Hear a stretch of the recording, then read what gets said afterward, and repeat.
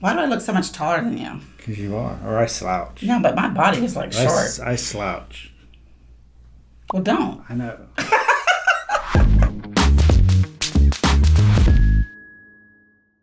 So how was your trip to Sweden? Oh my gosh. It was amazing. First of all, if you've never been to Sweden, which I don't know very many people who have, I haven't. it's beautiful. It's beautiful. It's clean. It's so friendly, family friendly. I mean, I was like, it's kind of like Harry Potter world. Huh. Like the old, it's old. I mean, the buildings are old. Yeah. And bicycles everywhere.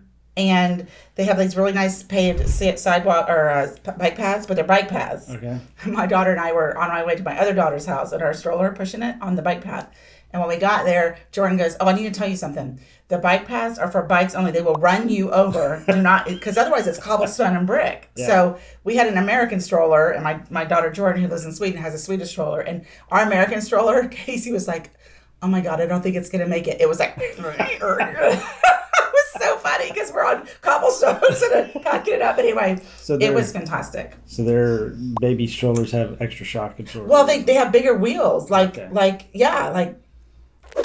like the difference between an earth cruiser and a regular bicycle.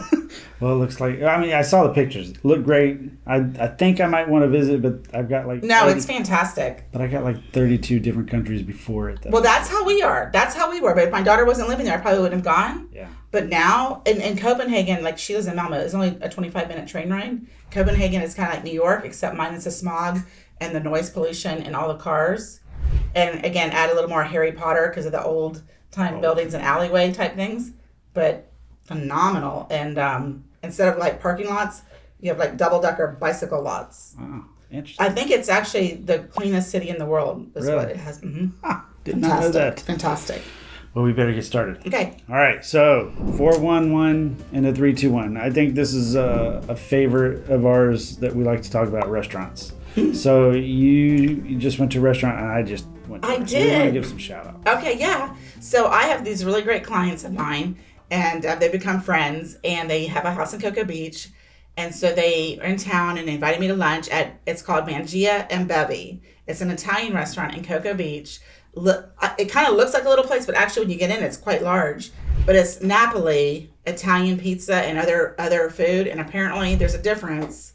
I've never been to Italy. It's on the list. Yeah. but the food we had pizza, and it was incredible. I mean, delicious. Really? Not New York pizza. It's Napoli pizza.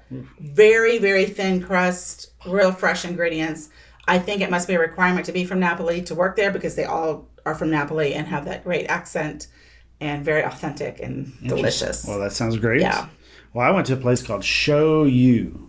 And I asked them, I said, "How do you say that?" And they were like, "Show you. We made it simple for you." And I'm like, "Oh, okay." So, that's hilarious. But it's a family-owned business. It's in Cocoa Beach as well. It's Hibachi Grill. It was so good. I went twice this week. My daughter and I went twice. Once on Tuesday, once on Thursday. It's good if you've gone twice. And you're like a Midwest kind of guy. Like you're like steak and potatoes. So that's like they gave adventuresome for you. They put so much food. I find it a challenge. Oh.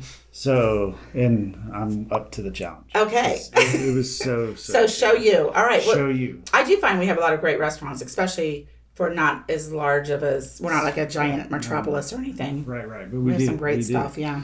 All right, so going on. So things to ask yourself. What do you need to do to prepare, because we're in hurricane season. Oh, yeah. So what do we need to do to prepare? So it's always good to get your trees trimmed.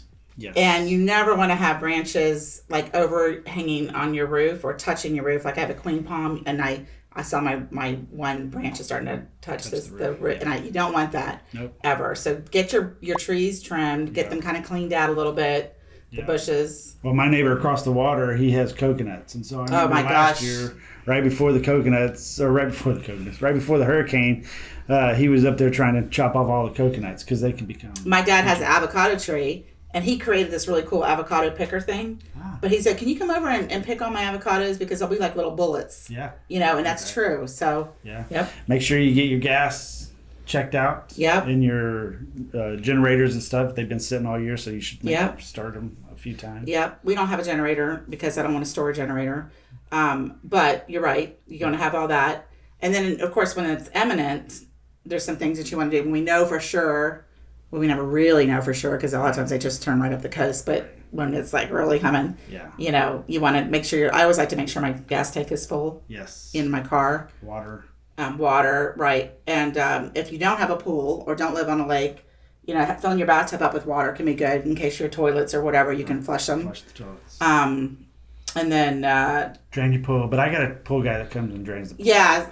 So if you do have a pool, just a couple of inches, not all the way down, just so that if it's a rainmaker, and a lot of times we know, they tell us rainmaker when, you know, like what type of hurricane. They're not always major rainmakers. Right. All right.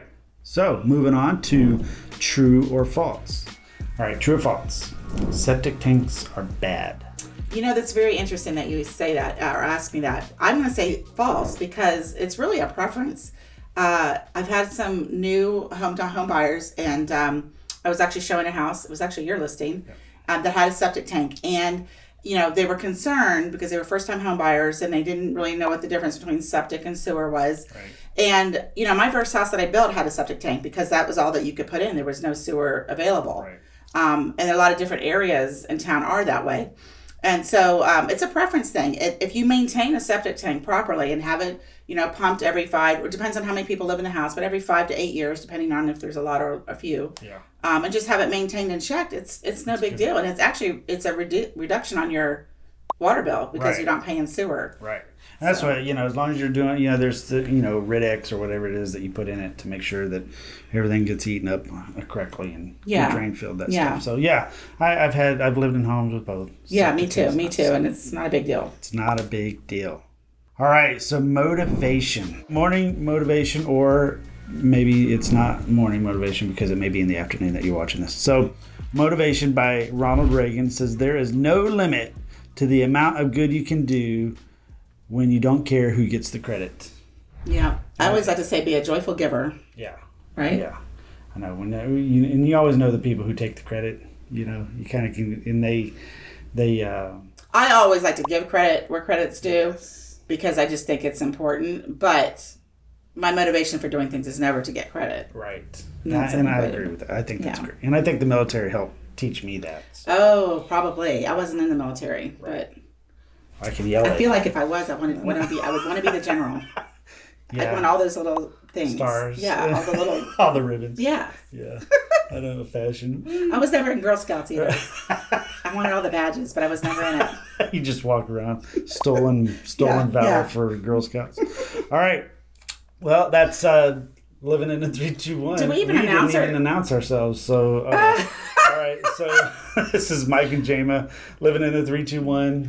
Or Mike and Jama. Tuesday Talk with Mike and Jama, living in the 3-2-1. Y'all have a great day. Yeah. Oh, God.